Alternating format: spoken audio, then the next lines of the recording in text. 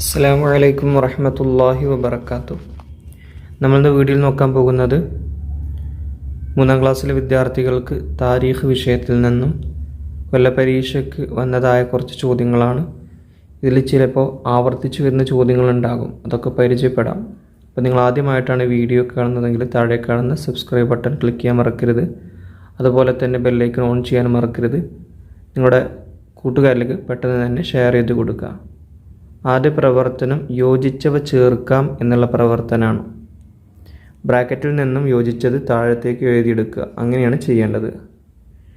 ഇതിൽ 1, നബി സല്ലല്ലാഹു അലൈഹി വസല്ലമ തങ്ങളെ ഏറ്റെടുത്ത ശേഷം ഹലീമ ബീവിക്ക് ഡാഷ്, ബ്രാക്കറ്റിൽ ഏതാണ്, വലിയ നിഅമത്തുകൾ ഉണ്ടായി. 2, ഇസ്മായിൽ നബി അലൈഹി സ്വലാം വിവാഹം കഴിച്ച ഗോത്രം. ഏത് ഗോത്രത്തിൽ നിന്നാണ് ഇസ്മായിൽ നബി അലൈഹി സ്വലാം വിവാഹം കഴിച്ചത്? ജുറുഹും ഗോത്രത്തിൽ നിന്നാണ്. 3, മക്കയുടെ ഉപനാമം എന്താണ്? ബക്ക.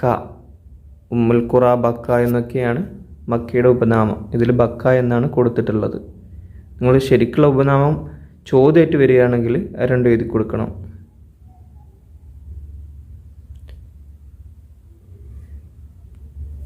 ഇനി 4, നബി സല്ലല്ലാഹു അലൈഹി വസല്ലമ തങ്ങളുടെ മാതാവിന് രോഗം ബാധിച്ച സ്ഥലം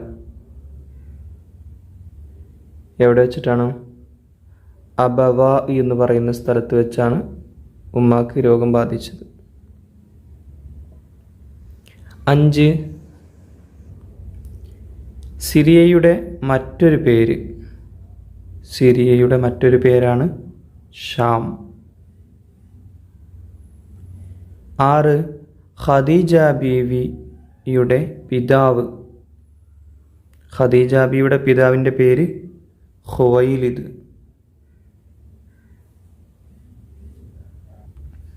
2ാമത്തെ പ്രവർത്തനം 2 വീതം എഴുതാം.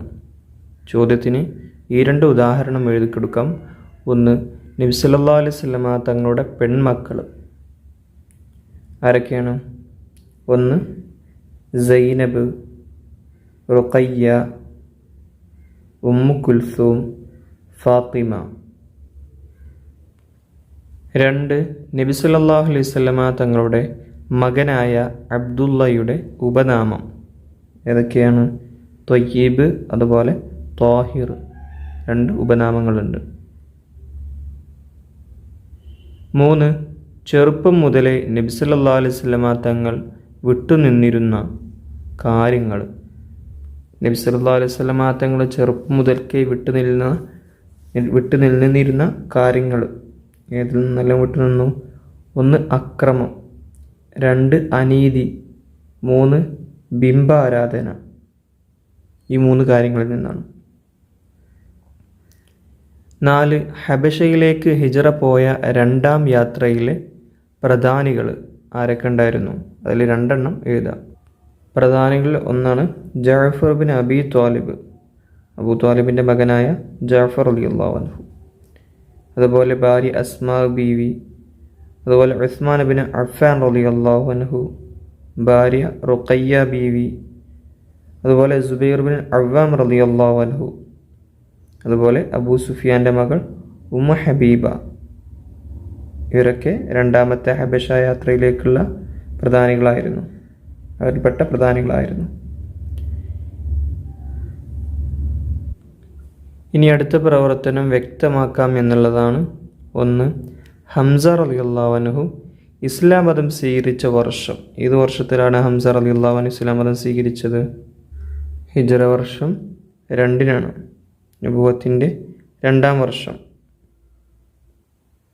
നബുവത്തിൻ്റെ 2ാം വർഷമാണ് പിതൃവ്യനായ ഹംസ റളിയല്ലാഹു അൻഹു, നബി തങ്ങളുടെ പിതൃവ്യനായ ഹംസ റളിയല്ലാഹു അൻഹു ഇസ്ലാം മതം സ്വീകരിക്കുന്നത്.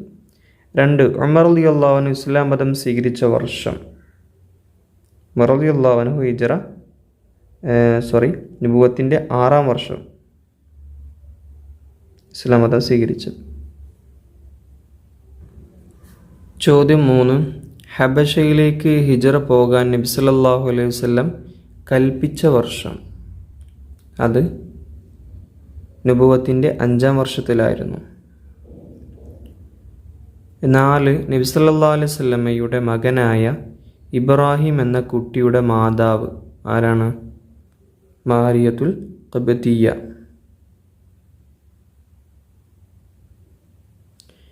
ഇനി അടുത്ത പ്രവർത്തനം ഉത്തരം എഴുതാം. 1. ഇഖ്റ എന്ന ആജ്ഞയ്ക്ക് നബി സല്ലല്ലാഹു അലൈഹി വസല്ലമ തങ്ങൾ നൽകിയ മറുപടി എന്തായിരുന്നു?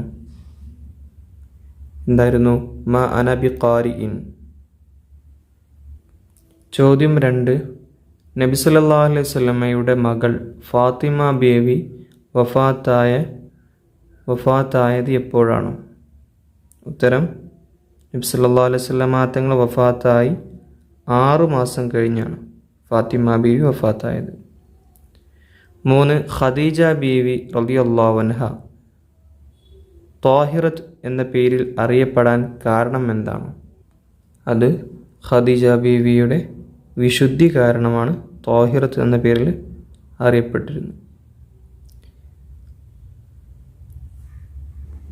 ചോദ്യം 4. ഖദീജ ബീവിയുടെ സേവകൻ്റെ പേരെന്താണ്? ഉത്തരം മൈസറത്ത്. ഇനി അടുത്ത പ്രവർത്തനം പൂർത്തിയാക്കാമെന്നുള്ളതാണ്. 1. നബി സല്ലല്ലാഹു അലൈഹി വസല്ലമ തങ്ങൾ ജബലുൻ നൂറിലെ ഹിറാ ഗുഹയിൽ ആയിരിക്കെ ജിബ്രീൽ അലൈഹിസ്സലാം വഹ്യുമായി പ്രത്യക്ഷപ്പെട്ടു. 2. പൂർവ വേദങ്ങൾ പഠിച്ച പണ്ഡിതനായിരുന്നു ആരാണ്? വറഖത്ത് ഇബ്നു നൗഫൽ.